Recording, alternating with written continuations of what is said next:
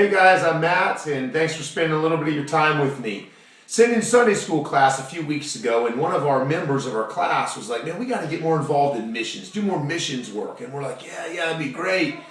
And then someone mentioned, they're like, well, hey, there's a class in Virginia, and this family of 5 in this class that figured out a great way to put $25 to use. How did they get the $25? A man in their church, a member of their church, gave $5 to everybody in church and said, hey, I want you guys to do the most with this money that you can possibly do to honor God's kingdom. So that family of 5 got a great idea. They used the $25 on stamps, put them on envelopes, sent out letters to 53 people, I believe it was, that's what the $25 covered, and asked people for money to help feed the hungry. It's for pancake breakfast missions that they do.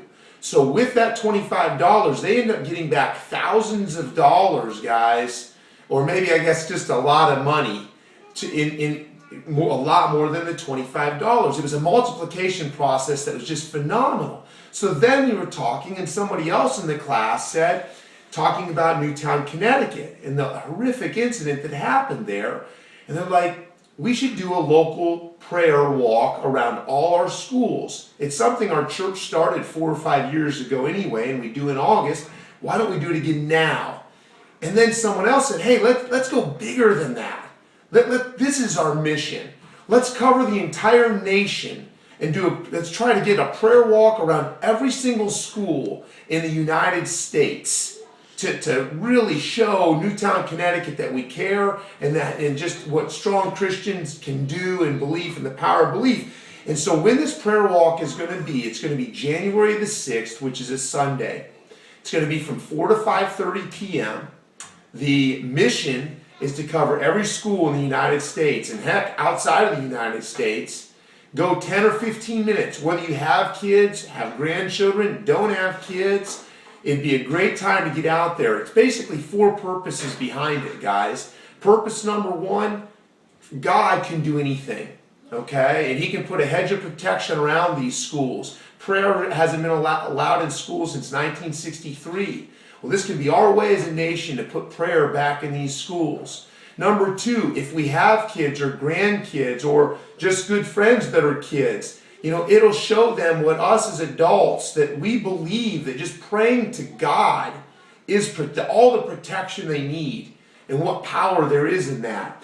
The next thing, guys, it spreads the word of Jesus Christ. There might be people out there that don't know Jesus, and they see this basically, like in my mind, I see it so big, I see a revival almost, around every school, praying at cafeterias, in the parking lot, at the recess, at the playgrounds, that type of thing. And people can see that and say, wow, this is something special these guys have got. Not me, I mean all of us. And then the last thing, let's take a stand against the devil. It's Satan at work. What happened in Newtown, Connecticut, guys, is Satan at work. And as Christians, sometimes we sit back and we just accept it.